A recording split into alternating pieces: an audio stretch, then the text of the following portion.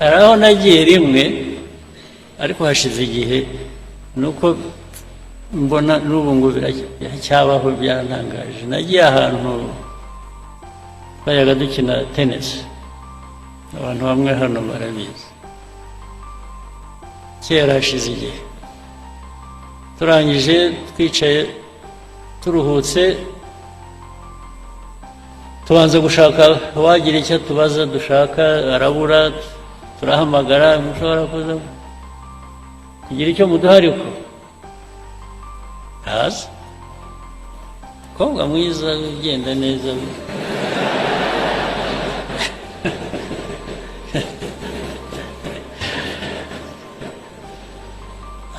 aza afite opena mu ntoki, aho azatugereraho yaba mbonye arahamenya, arampobera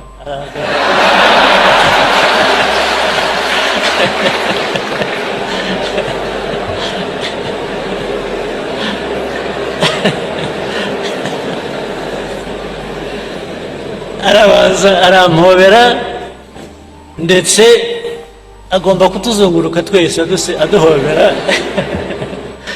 n'abandi turi kumwe bose abanyuramo. Ndamubwira ko se wa mwana we,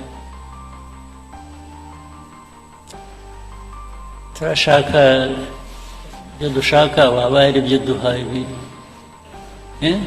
erega byasaga nk'ibyarangiriye aho ngaho kuduhobera. Tugeze aho twarambiwe turahaguruka turigenda.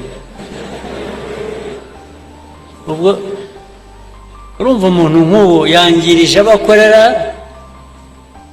natwe twari turi aho dukwiye kuba dufite ibyo dushaka twishyurira, natwe ntacyo yaduhaye, twese tuviriyemo ari aho yindi. Buri wese buri gitondo ukuramutse ujye wibaza icyo kibazo, wibaza ikibazo cy'aho tugeze bijyanye n'inshingano twihaye twebwe. Wibaze ndetse ushaka ibisubizo icyo abanyarwanda ubwabo bavuga ko bameze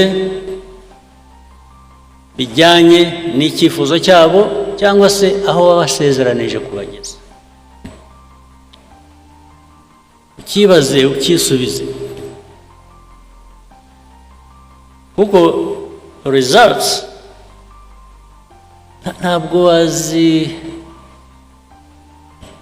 gusa ku bwawe ngo abantu bazibone kandi zidahari. Ntabwo wabihimba.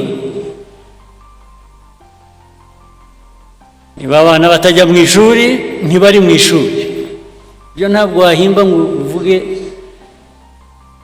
ko wageze ku ntego yo gushyira abana n'abanyarwanda mu mashuri.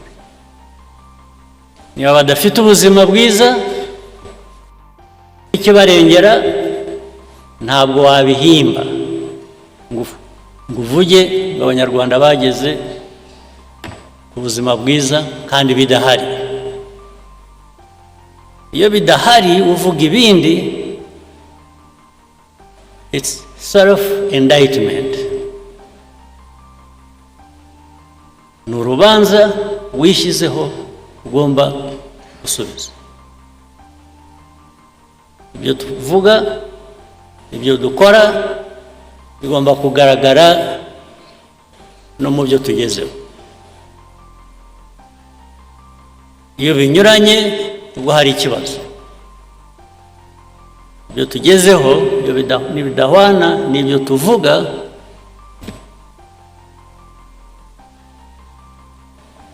n'ibyo dukora,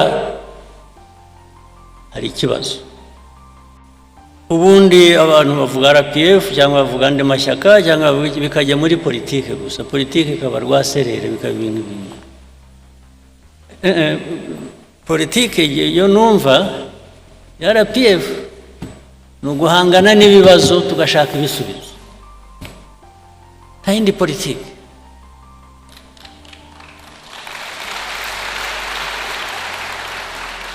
Politike y'ibinyoma, yo guhimba, yo kubeshya, yo gushakisha uko watirisha bimwe mwita gushushanya rimwe na rimwe ibyo biguha ibindi bibazo, ntabwo biguha ibisubizo, byongera ibibazo ku byo wari ufite.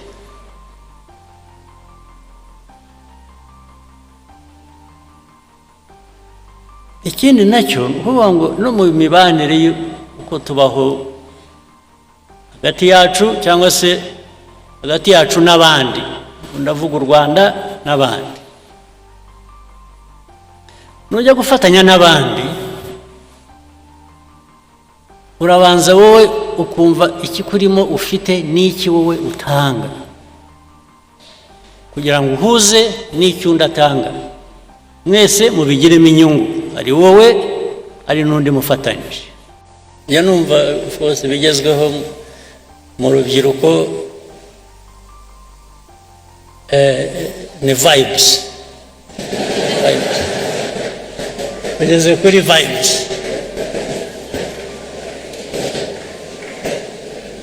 Vibes nanjye ntabwo nsanze, good vibes ntabwo nsanze, ariko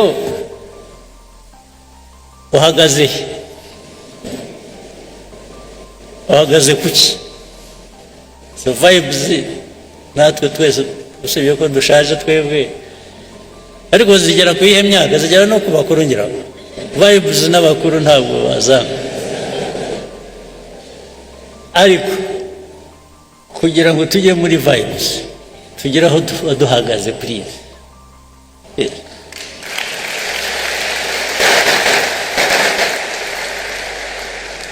Don't invest in vibes. Invest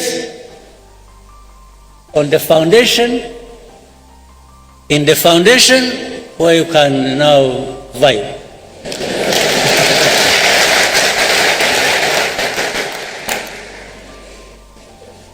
Kuko niba nta foundation ihari karakubaho.